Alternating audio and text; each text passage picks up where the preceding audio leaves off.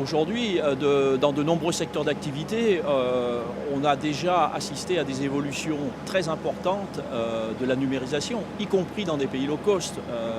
Pour prendre un exemple, par exemple dans la lunetterie, si on regarde ce que fait aujourd'hui Luxottica, produire en Inde ou en Chine, d'accord, mais avec des machines numériques, et c'est des machines qui sont connectées et reliées avec leurs centres de recherche qui sont en Italie.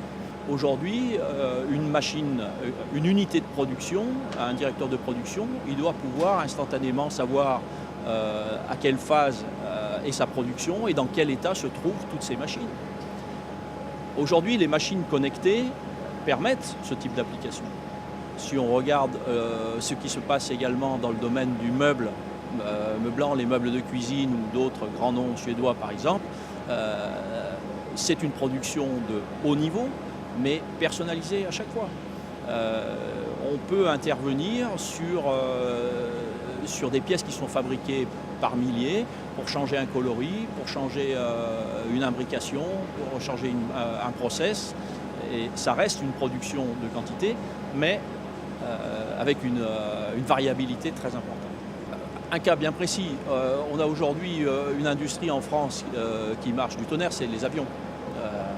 Aujourd'hui, Airbus, dans la série des 320, met 46 avions au décollage par mois, des nouveaux.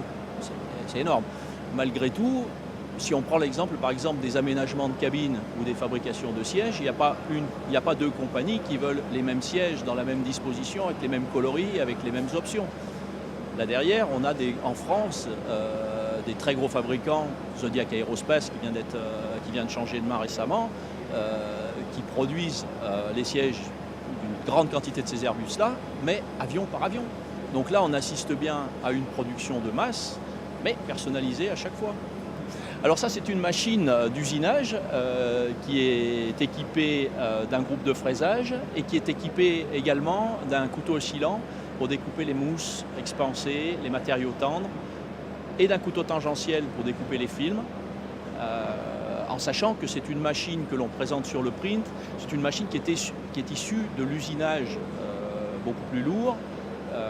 Donc on intéresse ici sur ce salon une gamme de clientèle qui veulent faire de l'impression de l'enseigne, mais aussi des pièces un petit peu plus structurées, des polyamides avec des fortes épaisseurs, de l'aluminium pourquoi pas, ou des pièces en bois de grosse épaisseur également. Tout ce qui est parcours d'usinage, de fraisage et découpe de matériaux tendres sur les formats choisis et en suivant un plan fourni.